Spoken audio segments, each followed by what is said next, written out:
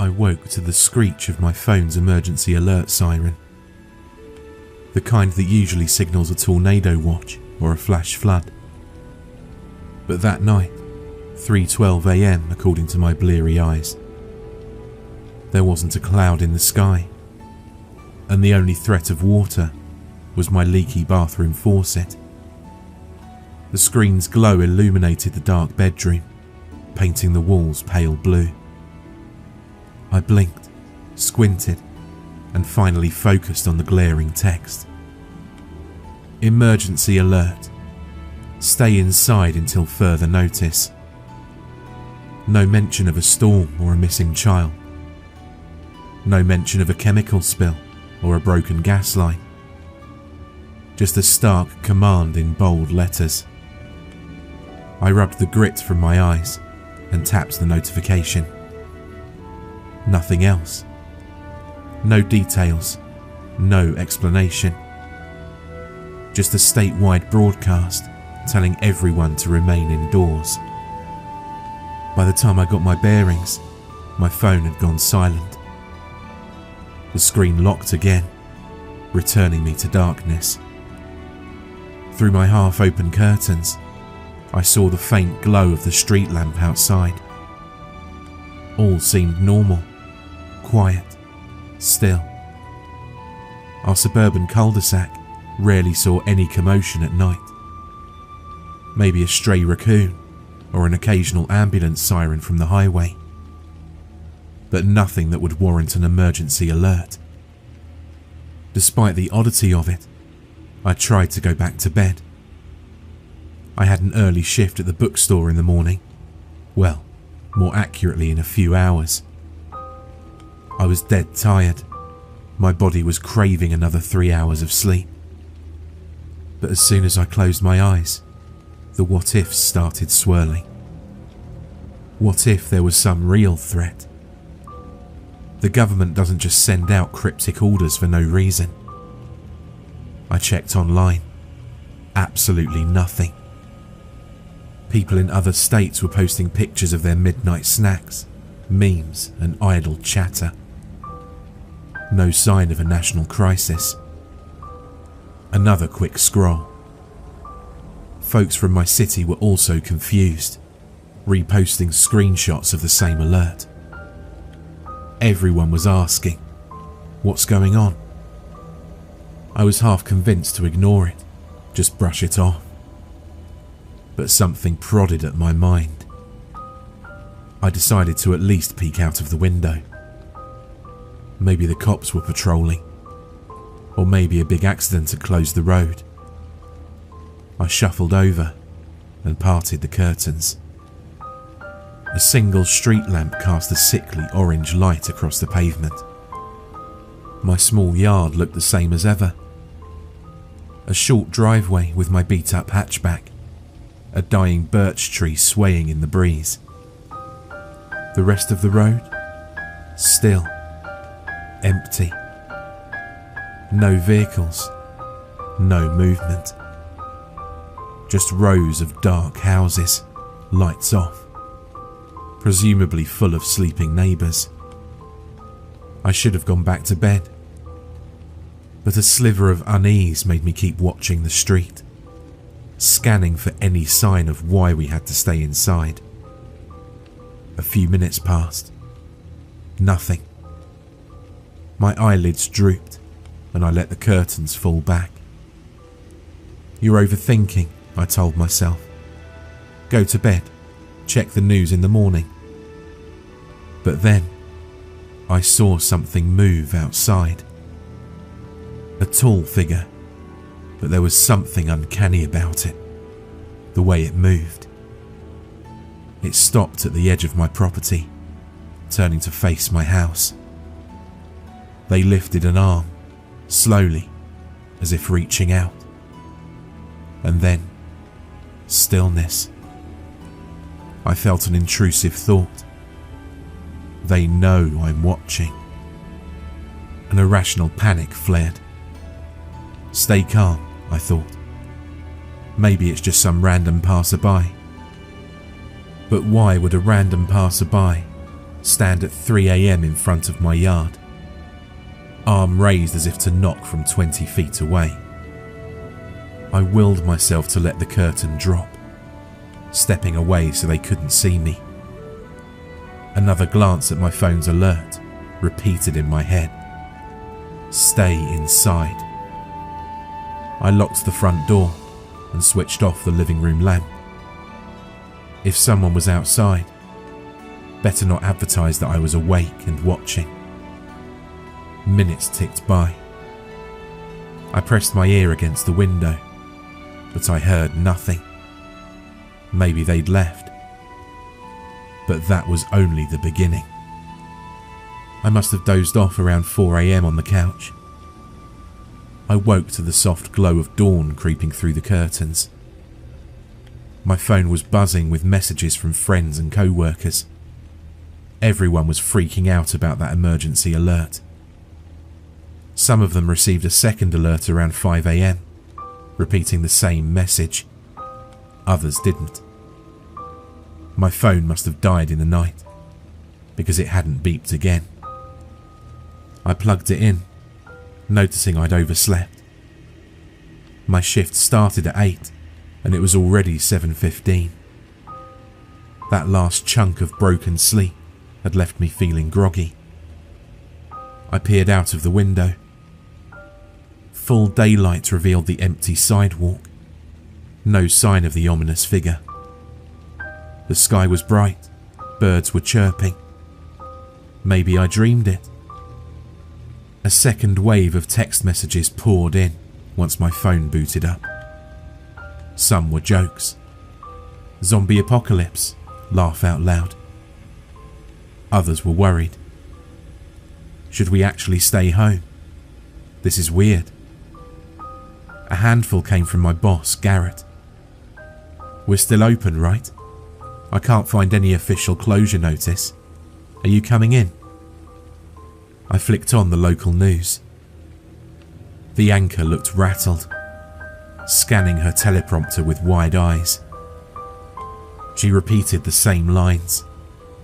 That last night, the entire region got an unspecified emergency alert, telling people to remain indoors. The official source was unknown. Neither the state nor the county's emergency management claimed responsibility. There were no obvious disasters. The city police said they had no idea who sent it. A big mystery alert headline scrolled across the bottom of the screen. Still, it was morning, the sun was out, and the city was going about its business. So I forced myself to shower, dress, and drive to work. The bookstore was only 10 minutes away. The roads were busier than I expected for a Monday morning. Everyone was probably anxious, double-checking if it was safe to go to the office or bring their kids to school. Outside my window, people bustled, looking around with uneasy glances, as if waiting for the other shoe to drop. At the store, Garrett greeted me with a forced laugh. Heard you almost decided to hide under your bed after that weird message, he joked. I mustered a grin. Yeah, it rattled me. Did you see anything strange outside last night? He shrugged. Slept through it. Woke up, saw the texts, came here. Wish they'd let us know if it was a hoax. I nodded, my mind drifting back to the tall figure. I said nothing, worried that he'd think I was paranoid. We opened the doors, business as usual. Customers trickled in, many discussing the emergency alert in hushed tones. A few claimed to have seen suspicious people wandering their streets overnight, but everyone's stories were vague. Figures in the distance, silhouettes at street corners, no actual confrontation. By noon, it felt like half of the city believed it was a hack or a bizarre practical joke, while the other half fretted that something bigger was looming. I tried to forget about it and go on with my day. At around 3 p.m, the store was quiet. Garrett had stepped out to grab lunch, leaving me at the register. I scrolled through my phone's news apps. A bizarre new rumour circulated. Reports of random people found wandering highways on the outskirts of the city, unresponsive and pale. A few eyewitness accounts described them as if they'd been pulled from a morgue, but mainstream sources insisted it was just an unverified rumour. Then, all at once, my phone vibrated violently with another alert. The same jarring tone as last night. The screen read, "Emergency alert. Remain inside. Lock windows and doors. Avert direct visual contact with unknown individuals." Unknown individuals? What does that mean? This time, there was an explicit mention about not looking at them. My mind flashed to the figure standing outside my house. Maybe this was no hoax. One of the store's overhead TVs, which usually played a silent loop of promotional material, switched to a local news feed. The anchor repeated a breaking story. The city had just reissued an urgent stay inside order. Government lines were jammed, with no official press conference yet. The anchor's face looked frightened. A handful of customers in the store gasped at their phones. Some tried calling relatives. Others rushed to the windows, peering outside at the sunny sidewalks. A moment later, the city's emergency sirens started wailing. Those massive air raid style sirens that we sometimes test on the first Wednesday of the month, but rarely used otherwise. I glanced around. Did they want us to lock ourselves in the bookstore? For how long? My rational side said maybe it's just a precaution. But a deeper fear came to the fore. This is real. Something's out there. As if reading my mind, one customer, an older man with thick glasses, stepped outside anyway, muttering he had to get home. Another lady followed, phone pressed to her ear, exclaiming she had to pick up her kids. Garrett returned just then, arms full of coffee cups and a bag of sandwiches. He stared at me, the sirens echoing outside. "What the hell's going on?" he asked, voice shaky. I showed him my phone. "New alert, telling us to stay inside." He blinked. "I can't just lock the doors with customers in here, can I?" But within minutes, the few who remained either trickled out in a rush or hid behind shelves, making frantic phone calls. One couple asked if we had a basement or back room to shelter in. This was surreal, like a scene from a disaster movie. Through the glass, the sky remained painfully bright, as if mocking our fear. People scurried along the sidewalks or rushed to cars. I saw a woman across the street yank her child's hand, practically dragging him inside a pharmacy. Everyone was retreating indoors. And then I saw them. Two figures, strolling along the far sidewalk, seemingly unbothered by the commotion. They were tall, though maybe not as tall as the one from last night. But they had the same odd gait, as if each step took effort or had an unnatural grace. I squinted, catching glimpses of pale skin, or maybe it was white clothing. It was too far to tell for sure. I jolted my head away, turning from the window. Already, my mind flashed to that unsettling memory of the figure outside my house. I squeezed my eyes shut, forcing my breath to slow. Don't look directly at them. But how could we avoid it if they came here? Garrett and I decided to close the store early. We flipped the sign to closed and locked the doors. A couple of frightened customers huddled near the back. We told them they could stay as long as they wanted. One young woman, eyes wide, said she lived 2 blocks away but was too scared to run home. The city sirens kept wailing. Occasionally, they'd pause and then start again.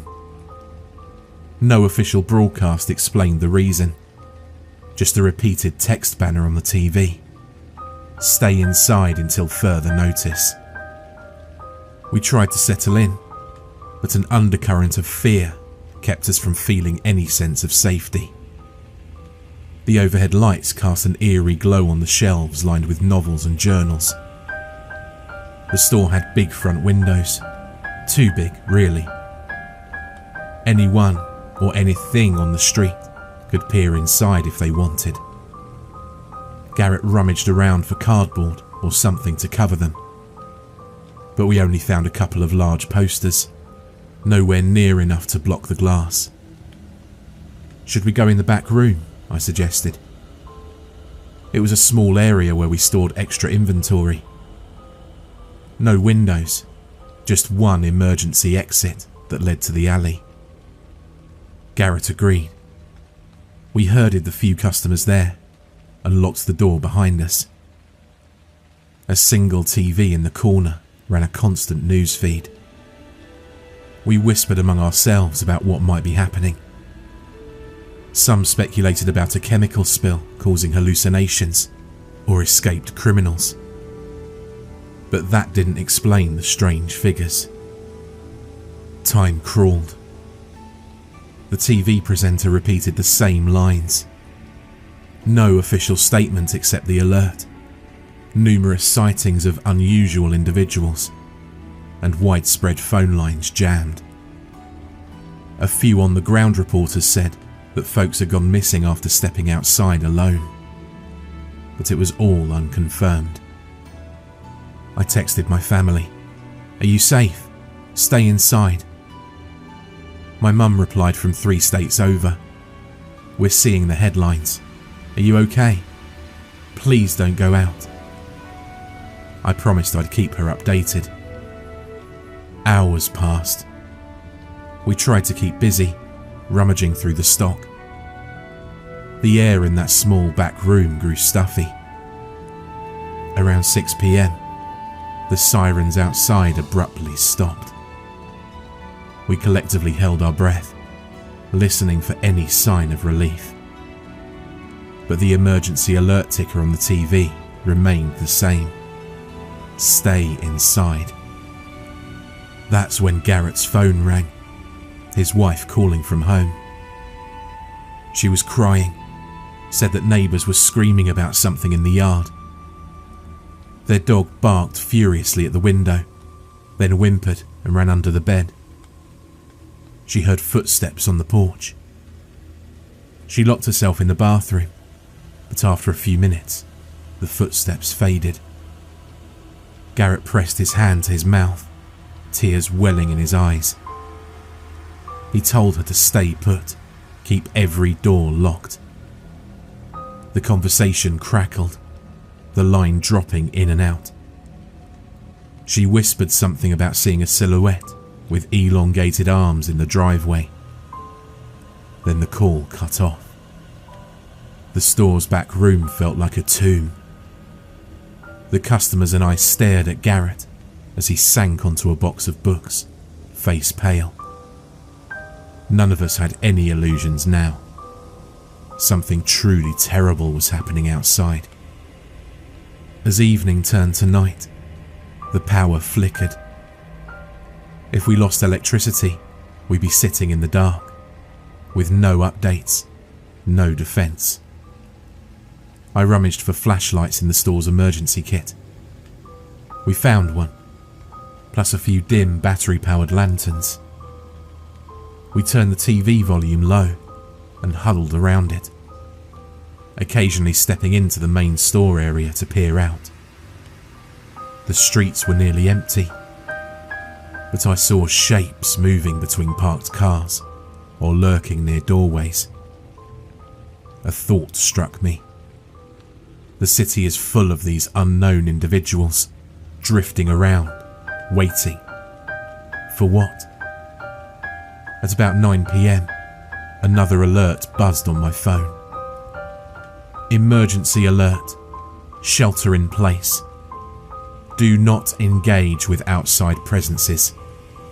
Do not make prolonged eye contact. One of the customers, an older lady named Naomi, started weeping softly. "We're sitting ducks here," she murmured. "I should have gone home hours ago." Garrett tried to comfort her, though he looked equally spooked. "Better to stay put than to wander the streets," he said. We rummaged for food. Just a few vending machine snacks and bottled water. We split them among the 5 of us. The local news looped the same warnings. The anchor, face drawn with fatigue, mentioned that the phenomenon seemed city-wide. No, statewide. Reports poured in from all corners. Sightings of tall, silent figures, some with unnatural features. People who got too close either vanished or were found catatonic. Outside, the night had deepened.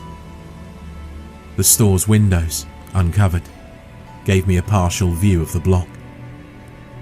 Occasionally, I'd see a figure cross the road or stand beneath the flickering light.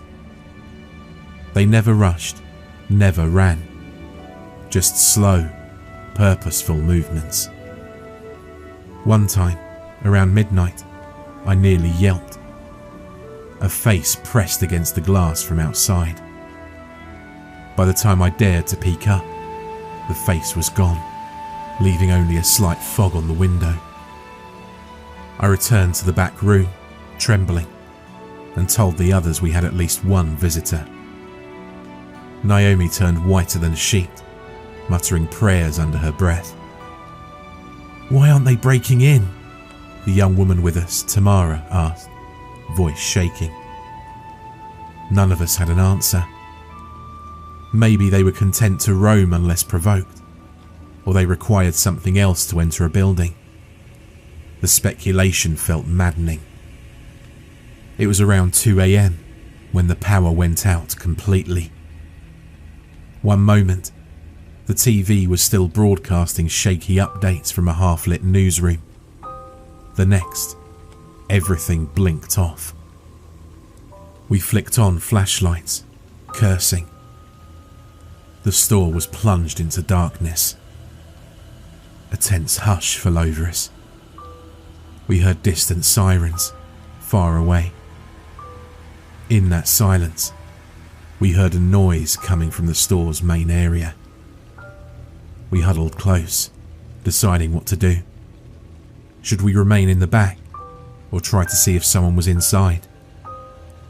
Garrett whispered, "If they get in, we'll hear them. We should barricade the hallway." We all agreed. We stacked boxes and furniture near the door leading into the main store, forming a makeshift blockade. Then we waited.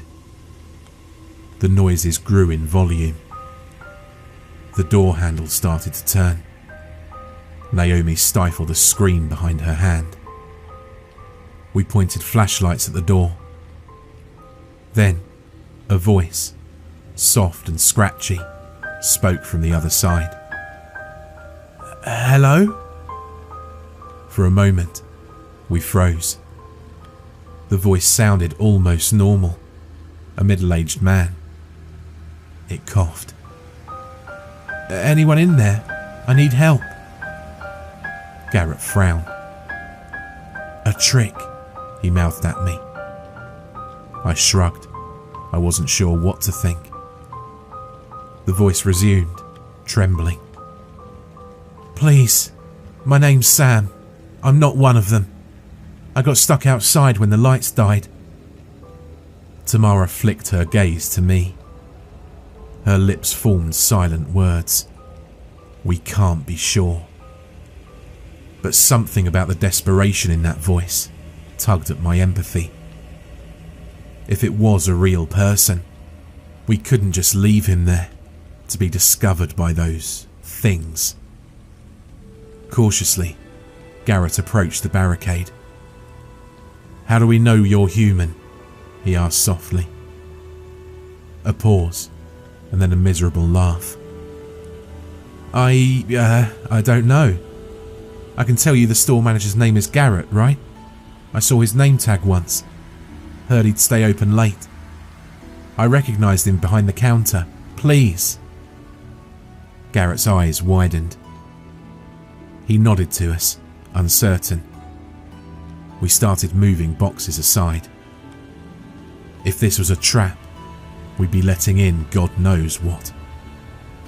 But Sam's voice cracked. "They're out there, man. They're just standing around like they're waiting for something." Finally, we opened the door a crack. Our flashlight swept across a hunched man in his 30s, bearded, soaked in sweat. He held up shaking hands. "I won't hurt you, I swear." We ushered him in, resealing the barricade. He collapsed on the floor, panting. Once he caught his breath, he told us how he'd tried to find shelter in a nearby diner, but it was locked. He saw the bookstore had lights earlier, so he came here. Then the power died, and he found the door locked. "I heard them in the street," he whispered. "They hissed or something. Then, one turned its head real weird. I've never seen anyone do something like that before." A heavy silence fell. It matched the rumours we'd heard. Some might appear vaguely human, others more hideous. Sam said he'd managed to slip around the side. The front door was intact, but he forced the back door's latch with a metal rod, hence the scraping we heard. We gave him water. He joined our group, but no one slept that night. At around 6:30 a.m, morning light filtered through the high windows of the main store. Maybe it was delusion, but we hoped that maybe things would be back to normal in the daytime. But as we peeked out, we saw the street still littered with silent shapes. Some hunched figures leaned against lampposts. Others paced back and forth. One bold person across the street apparently tried leaving their building. The moment they stepped onto the sidewalk, a tall figure drifted closer. The resident froze, then ducked back inside, slamming the door. The creature just stood there, as though it was guarding the block. Our phones buzzed with more texts from family and friends. Meanwhile, footage circulated online of entire neighbourhoods being overrun by these things. Some dared to film them from rooftops or second-story windows. Many wore tattered clothing, as if they'd once been normal humans, but had decayed or changed. Rumours flew about how direct eye contact or speaking to them caused people to vanish. We realised we couldn't stay in the bookstore forever. We had minimal food, no power, and every passing hour weighed on us. Garrett was desperate to check on his wife. Sam wanted to find a safer location, maybe the city's emergency shelter. But how could we travel the streets if these creatures roamed freely? Finally, we formed a plan. Wait until midday, see if they leave. Some accounts online said the creatures wandered more at night. If they still lingered, we'd try escaping through the alley, maybe make it to Garrett's car. He'd parked a few blocks away though. That alone felt risky. Alternatively, I had my hatchback at home, but that was half a mile away. Time moved on. The creatures outside didn't disperse as quickly as we'd hoped. Some meandered off, but new ones appeared. In bright daylight, seeing them was even more unsettling.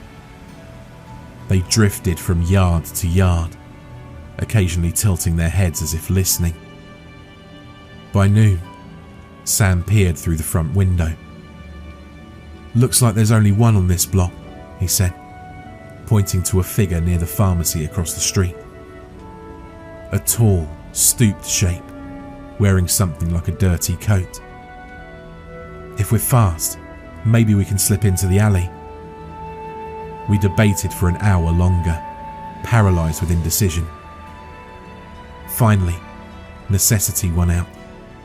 Naomi was diabetic. She had medication at her apartment. She'd missed doses, and we were worried for her health. She needed to get home or to a hospital.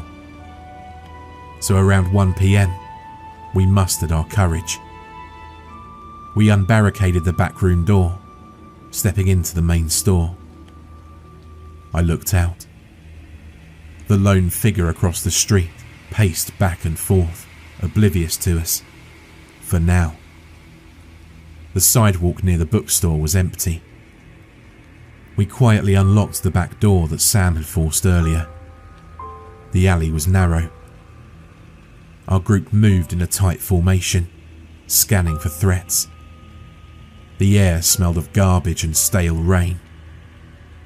We reached the end of the alley, peeking onto the side street. No creatures in sight, just abandoned cars. In the distance, a hum, like thousands of quiet murmurs. We advanced slowly, with Naomi clutching my arm for support. Then, from behind a dumpster, something rose. I stifled a gasp. It was small, child-sized, but hunched. The face was partially hidden by matted hair. It let out a faint, ragged exhale, turning large, dark eyes on us. We didn't dare move. My mind screamed at me, "Don't make eye contact." But it was too late. Its gaze caught me. A wave of disorientation hit. The creature's eyes were deep, swirling with blackness. My vision swam as if I might faint. Instinctively, I looked away, focusing on the pavement. My ears rang. Sam grabbed my shoulder, tugging me forward. The small creature didn't shriek or attack. It just watched, as though curious. We half ran, half stumbled away. The child thing made a soft, pitiful moan, but didn't follow. We hurried down a side street, heading towards Garrett's car. He insisted on checking on his wife. If we could get to his car, we'd try driving to her, or failing that, to the nearest hospital. Rounding the corner, we spotted the row where Garrett had parked. The block was eerily silent, every house shuttered. The creatures had to be lurking somewhere. We tiptoed along, scanning every driveway. Finally, Garrett's sedan came into view. But as we approached, we realised with dread that a tall figure leaned against the passenger door, as if dozing. Its arms were unnaturally long, draping past its knees. The skin was patchy grey. We shrank behind a parked SUV, panting. We can't just rush it. Sam motioned to circle around. But if we startled the thing, We took a huge risk. We stood for what felt like forever, trying to figure out what to do. Then, from some distant part of the neighbourhood, a car alarm went off. The tall figure jerked upright, head swivelling, then loped away, presumably drawn to the noise. In mere moments, it vanished behind a row of houses. Our group exhaled collectively. "We have to move now," Garrett whispered, sprinting for the car. We piled in as quietly as possible. He fumbled with the keys and started the engine. The car roared to life, and for a terrifying moment, I expected the creature to reappear. But it didn't. Garrett floored the accelerator. We sped down the empty street, weaving around stalled vehicles. The radio was pure static, except for the occasional emergency broadcast repeating the same: "Stay indoors. Do not engage." As we drove, the city looked eerie. Deserted sidewalks, a few shattered windows, cars abandoned mid-intersection. We saw a handful of these unknown things prowling. Some stood in clusters, heads tilted skyward. Some crouched near doorways. The sense of dread was overwhelming. He managed to navigate near his neighbourhood. The roads had debris, fallen branches, scattered trash. We spotted a police cruiser, driver's door flung open, no sign of the officer. When we arrived at Garrett's house, a modest single-storey home, we found the front windows shattered and the door open.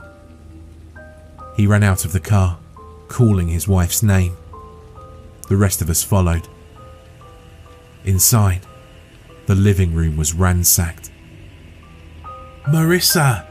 Garrett yelled, voice cracking. No reply. We searched the rooms. In the hallway, we found a trail of smeared footprints, slightly too long to be human. They were here. At the end of the hall, the bathroom door was locked from the inside. Garrett banged on it. No answer. We exchanged worried looks. Finally, he forced the door open. Inside was empty. The small window above the sink shattered outward. Broken glass glittered on the bathroom tile, along with a single wet footprint near the window. Garrett slumped to the floor. "She's gone," he choked. We guided him outside, trying to keep him from breaking down completely. The hopelessness weighed on all of us. Did these creatures take her? Did she escape? We had no answers. With nowhere else to go, we piled back into the car. We had 2 missions: get Naomi's medication and then find safety. Maybe a hospital or an official shelter. The roads near the hospital might be heavily guarded, or so we hoped. Naomi guided us to her apartment building. She had a key to the front door, and it seemed quiet enough. We hurried through the lobby. No staff, no lights. The elevator was out. We climbed 2 flights of stairs, terrified about what we might find. On her landing, we discovered a neighbour's door torn off its hinges. Inside, the furniture was overturned, no sign of the occupant. We pressed on. Naomi's unit was intact. She unlocked it, rushing to the bedroom for her insulin. Meanwhile, Sam and I guarded the door, flashlights scanning the dark corridor. My eyes kept darting to the neighbour's ravaged apartment. Naomi returned, clutching a small bag. She looked on the verge of tears. I'm ready. Let's go." We were almost back down the stairs when we heard a faint moan from a ground floor hallway. As we approached the ground floor, there it was. A figure hunched over another body. My light revealed a horrifying sight. The body was a woman, presumably a resident, her eyes open and blank. The hunched figure knelt by her as if it was feeding.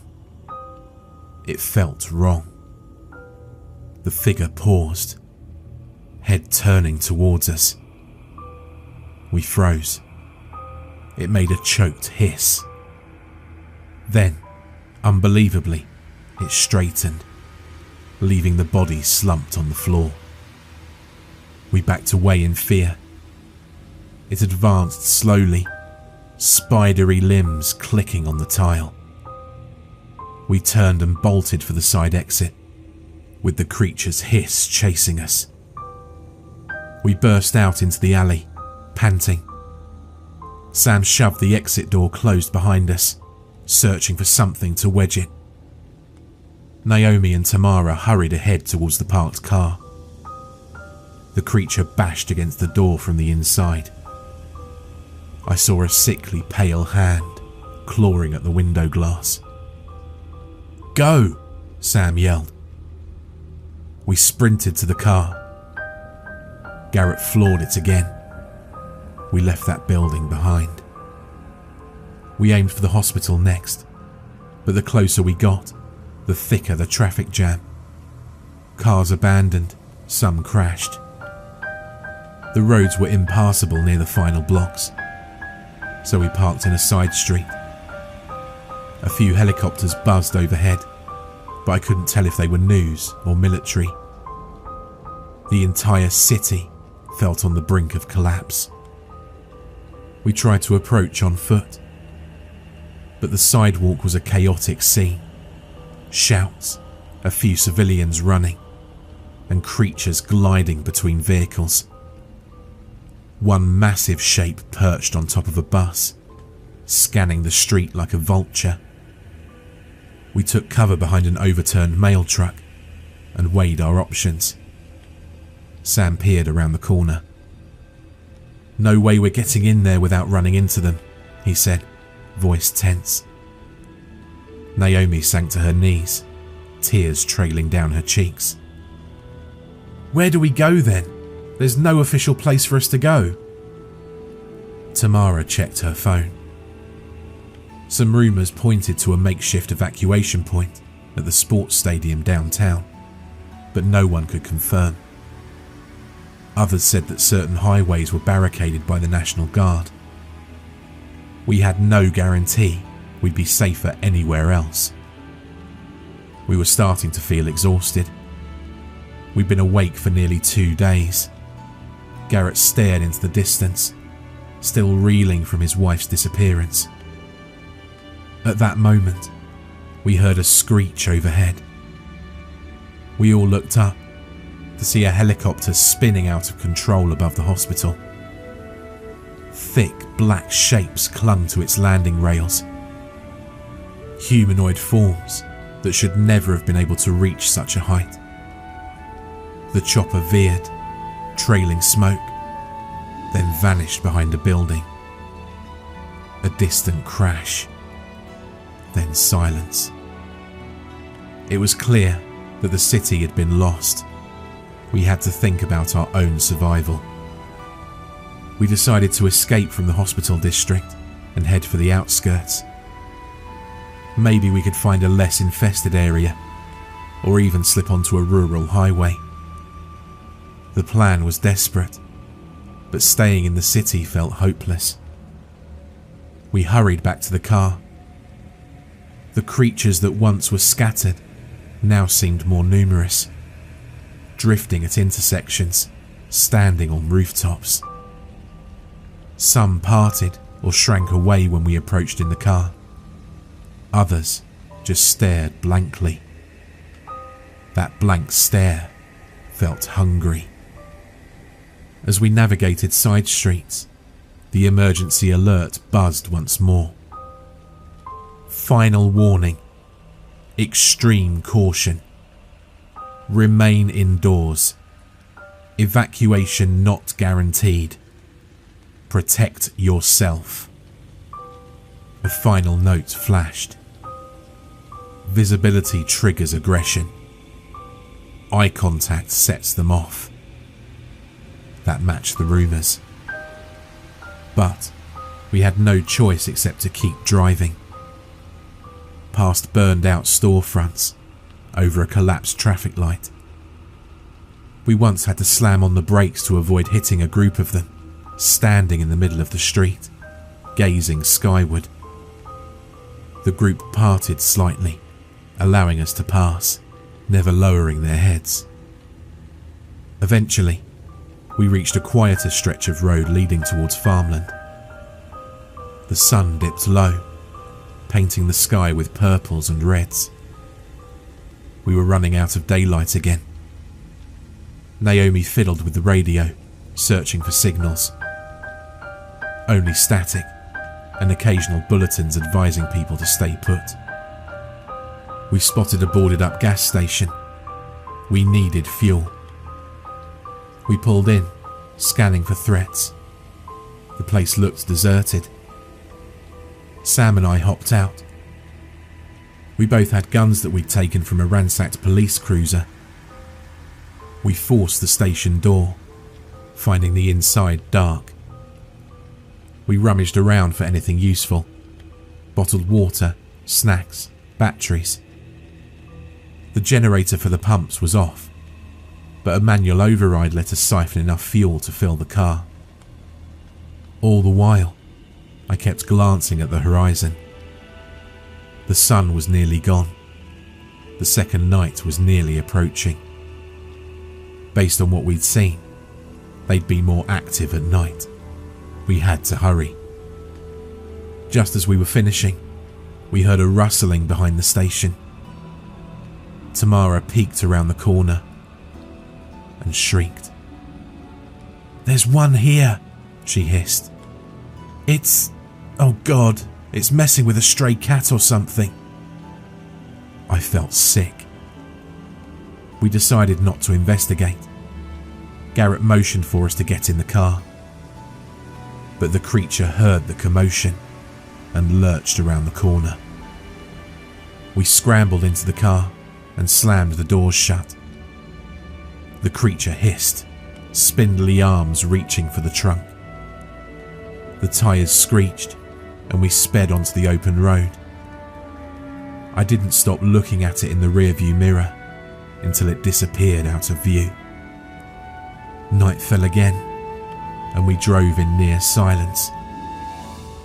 I think everyone was either too exhausted or too terrified to talk.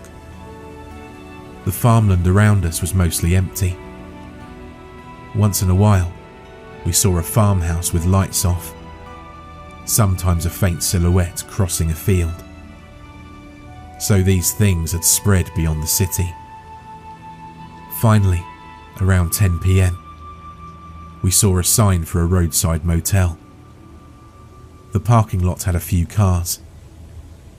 We parked in the shadows, unsure if it was wise to stop. But we were exhausted, starving, and we weren't sure how far we could keep driving. Sam and I approached carefully. The office was locked. We spotted a faint glow in one window. Maybe someone was inside. We knocked softly. A scared-looking clerk peered out, then let us in once we showed we were human. Inside, we found a handful of travellers, huddled in the lobby with flashlights, forming an impromptu refuge. They'd blocked the motel entrances and set up a watch schedule. We introduced ourselves, explained we'd just fled the city. To our relief, they gave us 2 rooms. For the first time in days, we had something resembling safety. The windows were boarded, the doors were reinforced. A small group kept watch around the clock. We shared our supplies and ate a scant meal of canned soup. Naomi finally took her medication properly. Garrett lay on a cot, staring at the ceiling. Sam quietly fell asleep in a corner. Tamara wept softly, the stress of everything overwhelming her. I tried to rest in one of the musty motel beds, hugging a pillow. I couldn't stop thinking. How long until the government regains control? Will rescue teams arrive? Or is this the new normal? Creatures roaming the streets, forcing us to cower indoors indefinitely. At dawn, the clerk, named Louis, gave an update. We've been in touch with a local ham radio operator. He said a convoy of National Guard is clearing sections of Highway 32, about 15 miles north. They're evacuating survivors. Some small towns have set up barricades. Our group latched on to that glimmer of hope. We decided to attempt to reach Highway 32, though the roads might still be dangerous. We said our thanks and goodbyes to the motel folks, who planned to stay put and wait for a more secure rescue. Gathering our meagre supplies, we piled back into the car.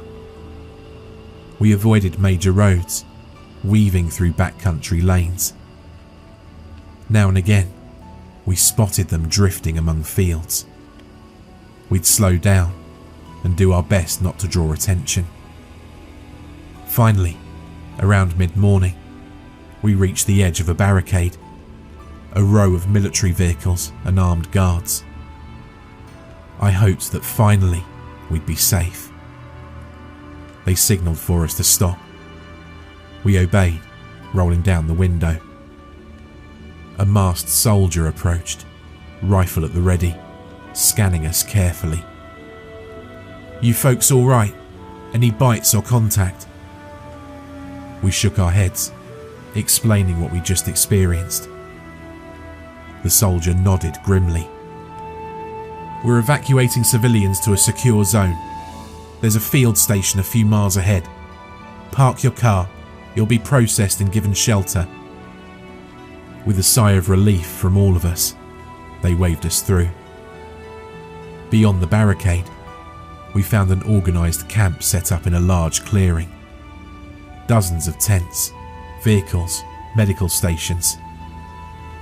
Lots of families were huddled together, some wounded, many traumatised. We parked as instructed, stepping out onto dusty ground. A coordinator took our names, asked about injuries, but took our words for it for the most part.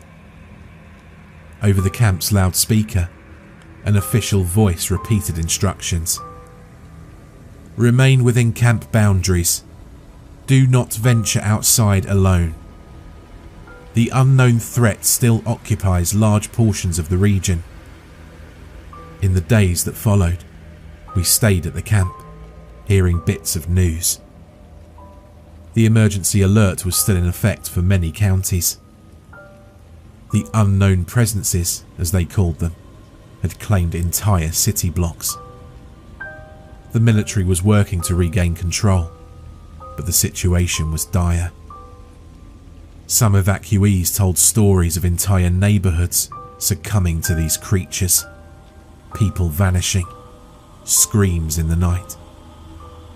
Was this an alien invasion? A supernatural plague? The authorities had no official explanation. Rumours flew. Some said the creatures were reanimated corpses. Others insisted they were extra-dimensional entities drawn to fear. But no one had concrete answers. Garrett held on to a slim hope that maybe, just maybe, his wife had escaped and would find her way here. Naomi was stabilised with proper medication.